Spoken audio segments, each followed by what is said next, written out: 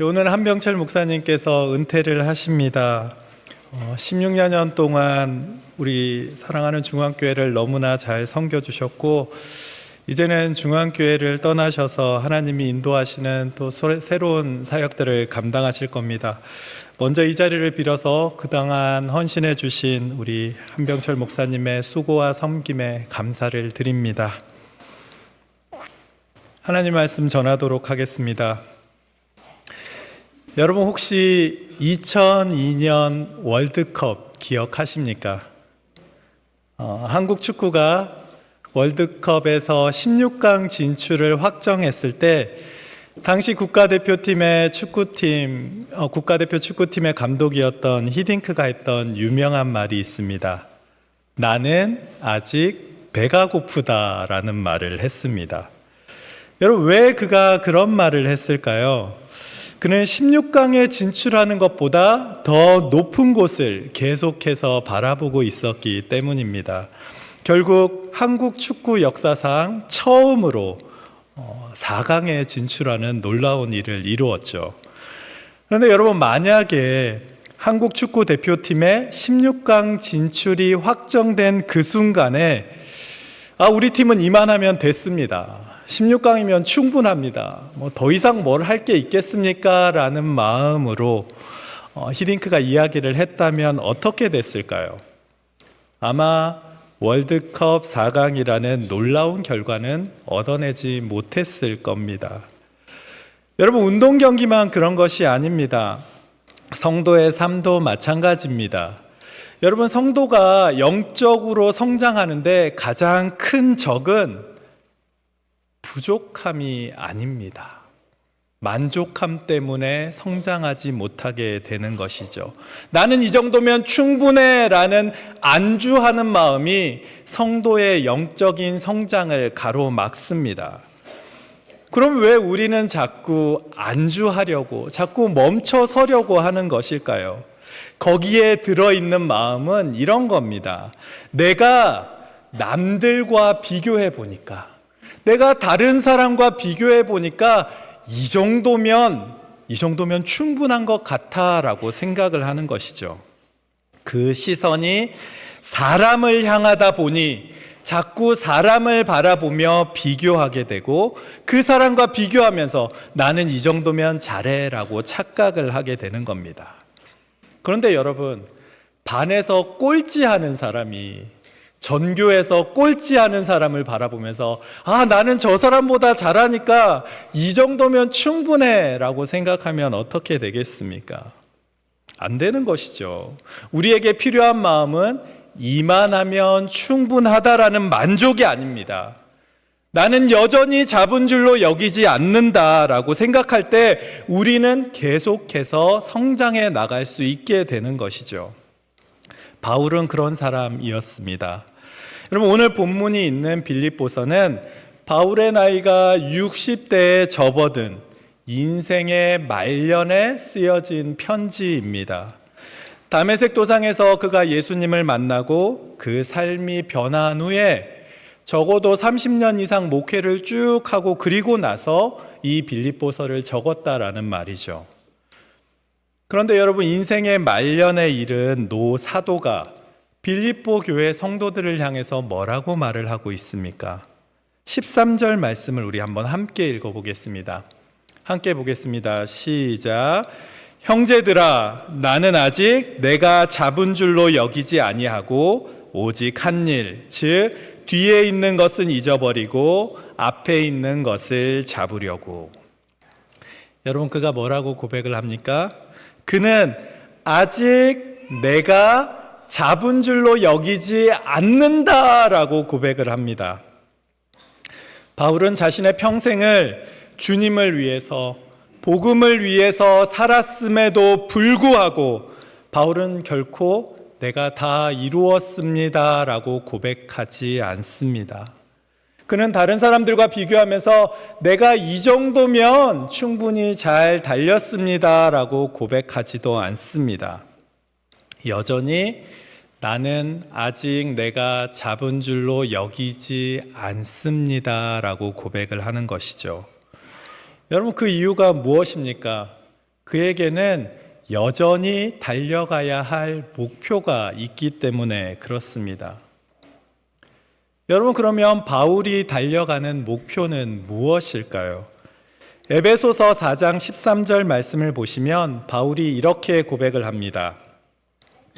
우리가 다 하나님의 아들을 믿는 것과 아는 일에 하나가 되어 온전한 사람을 이루어 그리스도의 장성한 분량이 충만한 데까지 이르리니.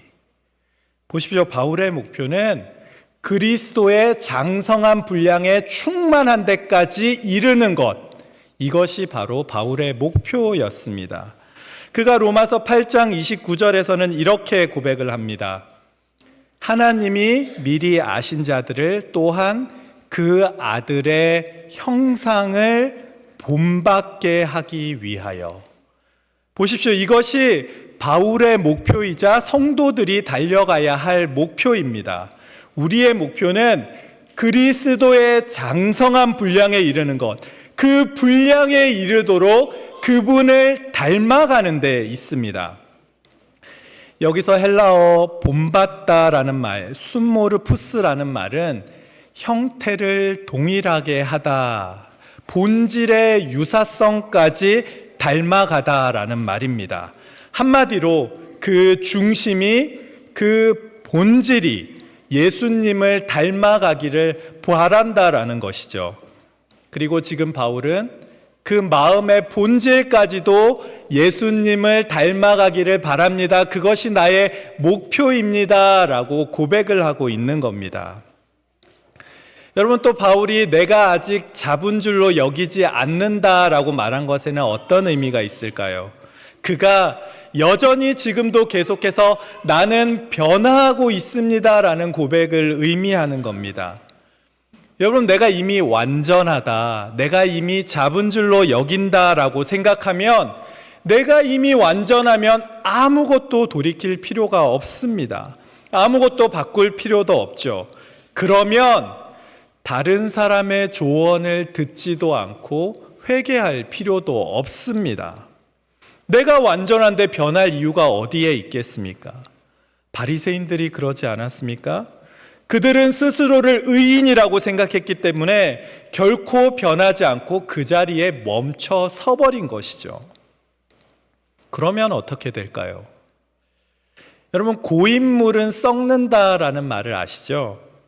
우리가 영적으로 성장하지 않으면 우리는 그 자리에 멈춰 서 있는 것이 아니라 우리는 우리도 모르게 점점 죽어가고 있는 겁니다. 점점 썩어가게 되는 것이죠.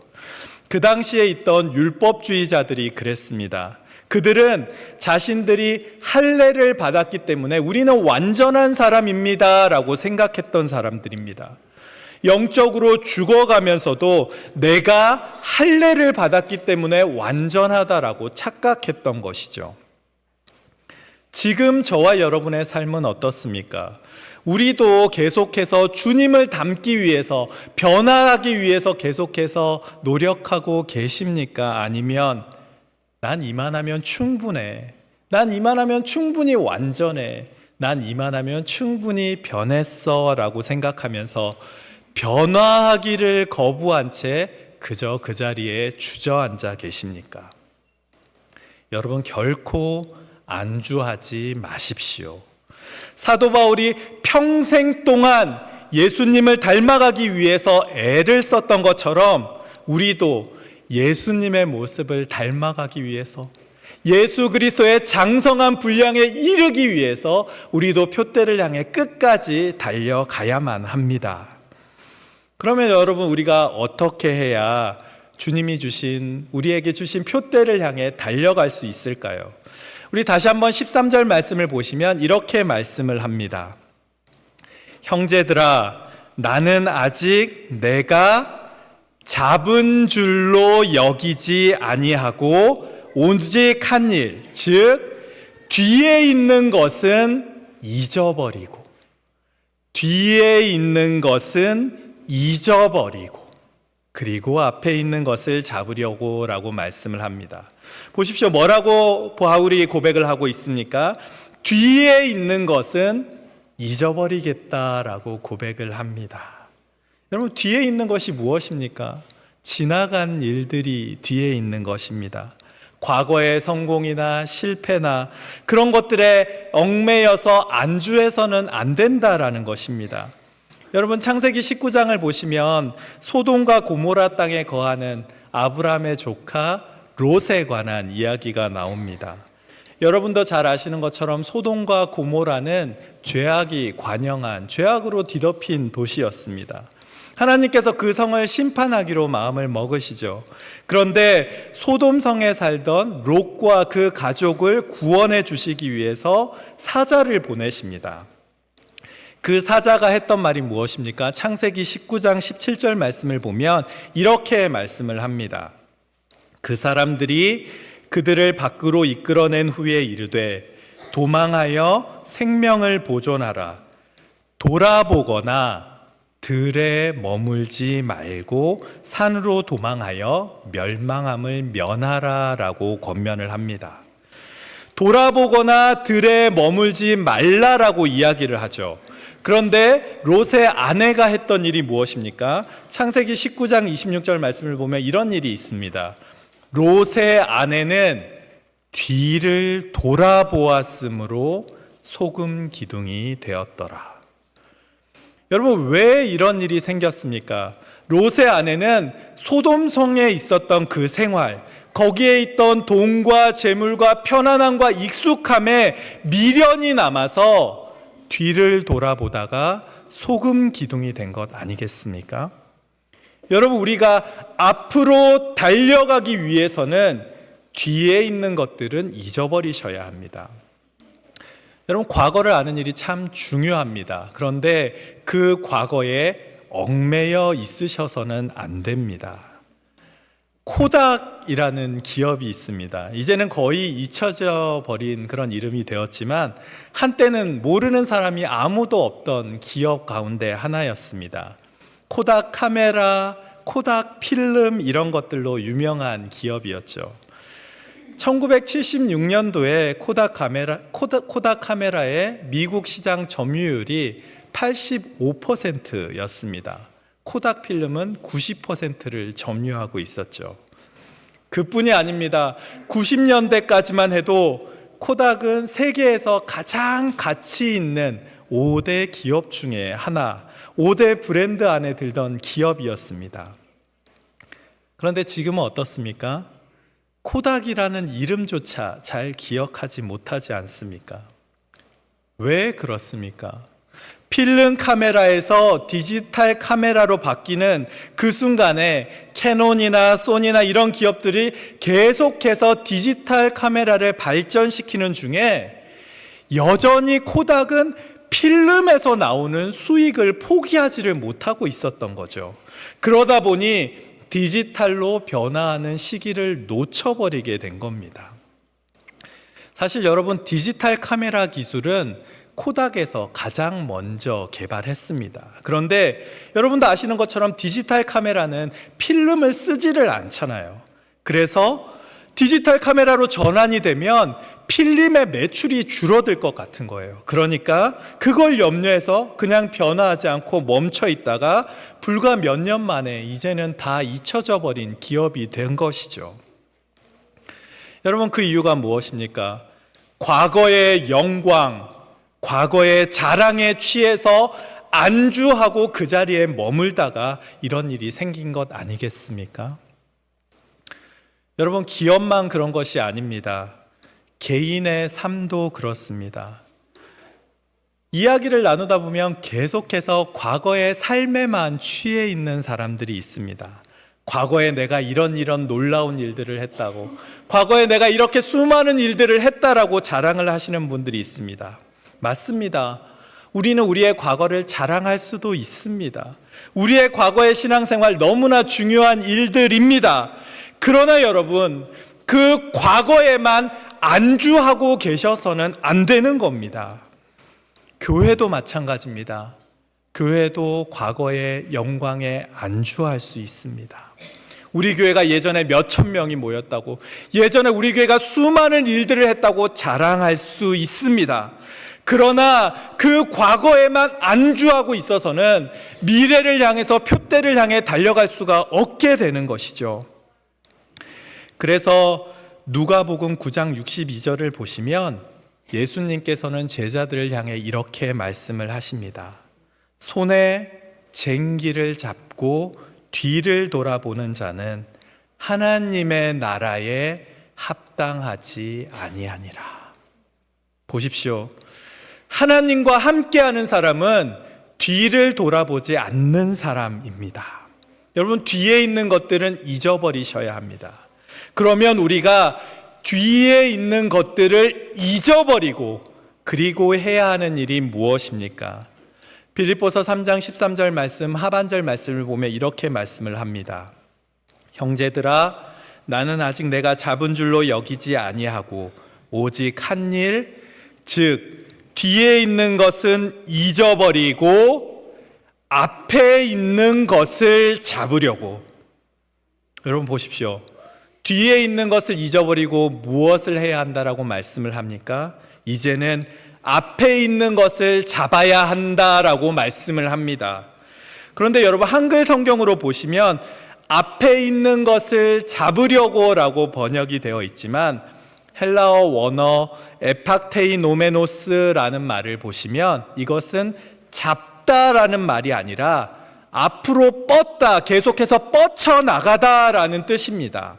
이 말은 몸을 앞을 향해서 최대한으로 뻗는 걸 의미하는데, 여러분 고대 헬라어에서 이 단어는 보통 언제 쓰였냐 하면 운동 경기, 특별히 달리기를 할 때 주로 많이 쓰였던 단어입니다. 그래서 조금이라도 몸을 앞쪽으로 달려가서 결승선에 먼저 들어가기 위해서 온몸을 쭉 펴는 것, 빨리 결승선을 통과하기 위해서 그걸 잡으려고 하는 것을 이렇게 표현한 것이죠. 여러분, 요새 쇼트트랙 경기를 보시면 이렇게 결승선에 들어오는 선수들이 하는 일이 있습니다. 여러분, 그게 뭔지 아십니까? 아무도 모르시나요? 그 발을 이렇게 쭉 내밀잖아요. 발을 쭉 내미는 이유가 무엇입니까? 스케이트 날이 먼저 들어가야 결승선에 먼저 들어가는 것으로 인정이 되니까, 그것이 순위가 되니까 그런 것이죠. 그것과도 비슷하다고 생각하시면 좋을 것 같아요. 달리기에서 결승선에 먼저 들어가기 위해서 온몸을 쭉 내미는 자세를 의미하는 겁니다. 여러분, 결코 그 동작이 쉬운 동작이 아닙니다. 그런데 바울은 바로 이 단어를 사용하고 있는 것이죠. 또 여기서 잡으려고 라는 말은 이 말은 현재 분사형으로 사용이 되었습니다. 여러분, 헬라어에서 현재 분사형은 습관적으로 하는 것들, 지속해서 하는 것들을 말할 때 사용이 됩니다. 그러니까 여러분, 바울은 한순간만 그 목표를 잡으려고 온몸을 쭉 펴는 것이 아니라 계속해서 그 목표를 향해서 내가 달려가고 이 목표를 잡으려고 애를 쓰고 있다라는 것이죠. 온 힘을 다해서 매일매일 그 목표를 잡기 위해 최선을 다해 달려간다라는 말이 되는 겁니다. 여러분, 저와 여러분의 영적인 성장도 다르지 않습니다. 우리가 영적인 성장을 바라면서 아무런 노력도 수고도 없이 우리는 결코 성장할 수가 없습니다. 내 삶의 자리에서, 그 분주한 삶의 자리에서 조금이라도 어떻게든 시간을 내서 더 기도하려 하고, 조금이라도 너무나 바쁜 상황 가운데서 조금 더 말씀을 묵상하려고 하고, 그렇게 예수님을 닮은 삶을 살아가기 위해서 조금이라도 더 치열한 삶을 살아내는 그 순간이, 매일 발버둥 치며 살아가는 그 삶이 우리를 예수님을 닮아가게 하고 우리를 성장하게 하는 겁니다. 그런데 우리의 실수는 무엇입니까? 우리는 달려가려고 하는 대신에 자꾸 걸어가려고 하고, 걷는 것조차 힘들어서 자꾸 멈춰 서려고 합니다.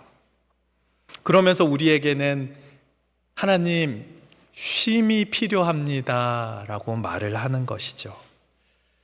여러분, 저와 여러분에게는 물론 쉼이 필요합니다. 그러나 여러분, 쉼과 안주함은 다른 겁니다. 그러면 여러분, 쉼과 안주함을 어떻게 구별할 수 있겠습니까? 쉼은 그 쉼을 통해 힘을 얻어서 더 하나님께로 가까이 다가가게 하는 것, 그것이 쉼입니다. 그런데 안주함은 어떻습니까? 안주하는 것도 처음에는 잠깐 쉬는 것처럼 보입니다. 그런데 그렇게 안주하다 보면 점점 더 변화를 두려워하게 되고 결국에는 주저앉게 되고 이제는 하나님과는 상관없이 더 이상 믿음의 싸움을 하려고 하지 않게 되는 것이죠. 그러면서 그 자리에 머물러 다른 사람을 보며 원망만 하게 되는 것이 안주함의 결과입니다. 그래서 사도 바울은 결코 멈추지 않습니다. 여전히 최선을 다해 자기 앞에 놓여진 길을 최선을 다해서 달려가는 것이죠. 여러분, 우리의 신앙생활도 마찬가지입니다. 여러분, 우리의 신앙생활이 멈추어 있으면 그것은 그대로 있는 것이 아닙니다. 여러분, 멈추면 넘어집니다. 자전거 탈 때를 한번 생각해 보세요. 자전거는 계속해서 페달을 밟고 앞으로 가야만 넘어지지 않습니다. 그래서 우리의 신앙도 바울처럼 앞을 보며 계속해서 자전거를 타는 것처럼 앞을 보며 페달을 저어 달려나가야 하는 것이죠. 사서 3경 중에 사서에 있는 대학이라는 곳에는 일신 우일신이라는 말이 있습니다. 이 말은 날마다 새로워지고 또 새로워진다라는 말입니다. 그런데 여러분, 세상에서 말하는 일신 우일신은 자기만 바라보면 됩니다. 나 자신만 바라보며 내 삶이 어제의 삶보다 나으면 그걸로 만족하는 것이 일신 우일신 아닙니까? 그러나 성도의 일신 우일신은 다릅니다. 우리에게는 목표가 있습니다. 우리는 예수님을 바라보며 일신 우일신 할 수 있어야 합니다. 지금 바울의 모습이 바로 이런 모습입니다. 성숙해 보이지만 여전히 더 성숙해야 하고, 열매가 있어 보이지만 계속해서 겸손해야 하고, 삶을 잘 사는 것처럼 보이지만 여전히 배워야 합니다.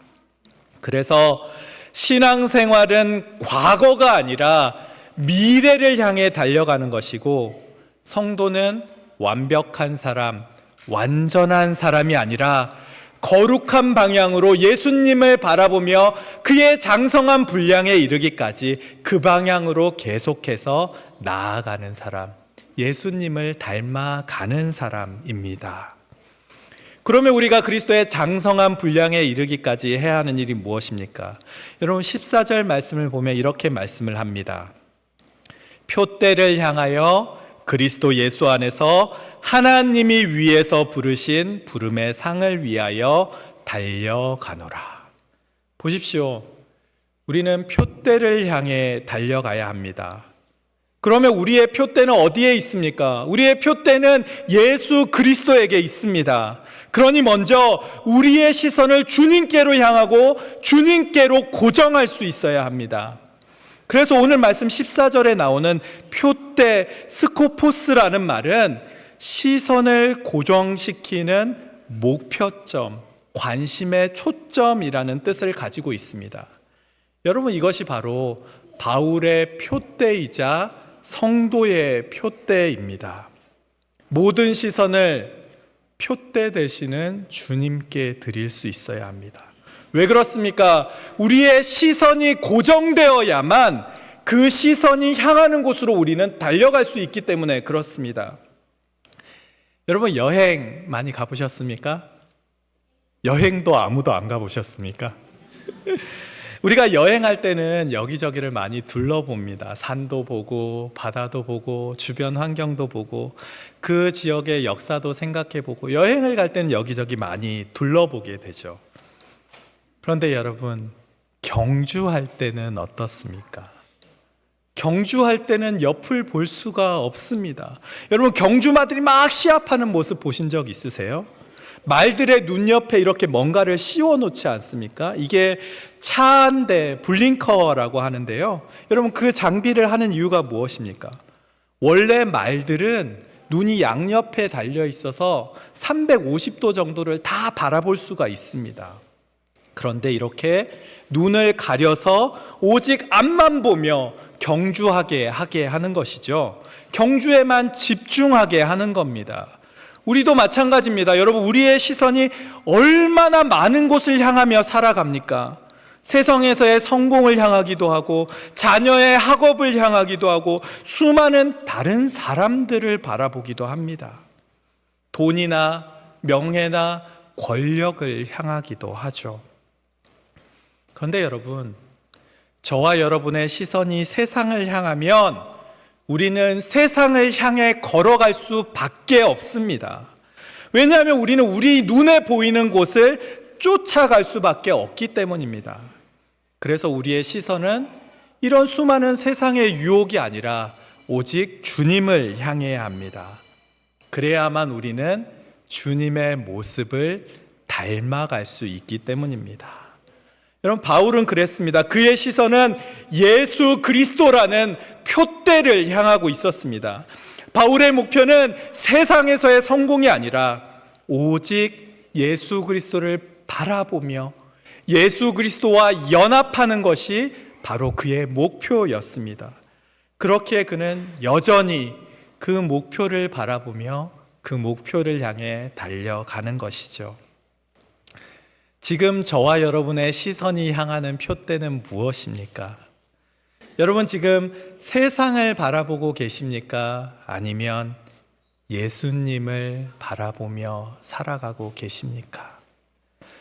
만약 우리가 주님 아닌 다른 곳을 바라보고 있다면 여러분, 다시 그 시선을 주님께로 돌이키실 수 있기를 바랍니다.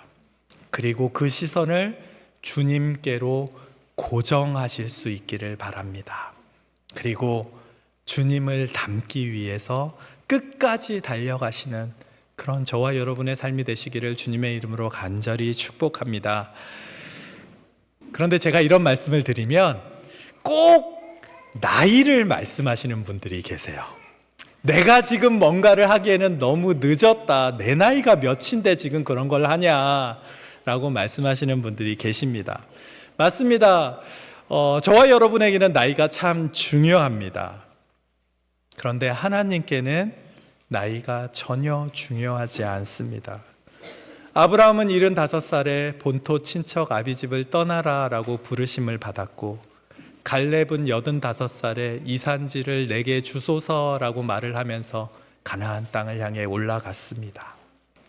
그러니 여러분, 나이에 얽매이지 마시고 오늘 삶의 자리에서, 바로 그 삶의 자리에서 주님을 바라보십시오. 그리고 그 삶의 자리에서 예수님을 닮기 위해 애를 쓰시는 삶을 사시기 바랍니다. 빌리그레암 목사님이 70여 년간 전 세계를 누리면서 복음을 전하고 마지막에 공식적인 사역을 내려놓으실 때 이런 고백을 남기셨습니다. 일에서는 은퇴가 있지만 하나님의 일에서는 은퇴가 없습니다. 기도의 삶, 말씀의 삶에서 은퇴하지 마십시오. 저와 여러분의 삶도 마찬가지인 것 같습니다. 여러분, 삶의 자리에서 말씀과 기도를 놓치지 마십시오. 하늘의 소망을 품고 오늘 하루를 또 주님을 향해 열심히 달려가십시오. 이렇게 우리가 표대를 향해서 하늘 소망을 품고 달려가면 그 표대의 끝에는 무엇이 있습니까? 그 길의 끝에는 하나님께서 예비해 놓으신 상이 있습니다. 그래서 계시록 22장 12절 말씀을 보면 이렇게 말씀을 합니다. 보라, 내가 속히 오리니 내가 줄 상이 내게 있어 각 사람에게 그가 행한 대로 갚아주리라. 여러분, 하나님께서는 각 사람에게 그가 행한 대로 갚아주시겠다라고 말씀하십니다. 물론 우리가 표대를 바라보며 최선을 다해서 살아간다 할지라도 사람들은 그 사실을 알아주지 못할 때가 있습니다. 사람들은 그 소고와 섬김을 몰라줄 때도 있고 때로는 우리를 상처 주고 낙심하게 할 때도 있습니다. 그러나 여러분, 사람은 알지 못해도 혹시 사람은 비판한다 할지라도 우리의 중심을 보시는 하나님께서는 여러분의 모든 수고와 섬김을 너무나 잘 알고 계십니다. 그리고 주님 앞에 서는 그때에 잘했다, 충성된 종아, 칭찬해 주시는 줄 믿습니다. 그러니 여러분, 오늘도 영원한 하나님 나라에 소망을 두시고 우리의 표대이신 예수 그리스도를 그의 장성한 분량에 이르기까지 닮아가시는 그런 삶을 끝까지 살아내시는 저와 여러분의 삶이 되시기를 주님의 이름으로 간절히 축복합니다. 기도하겠습니다.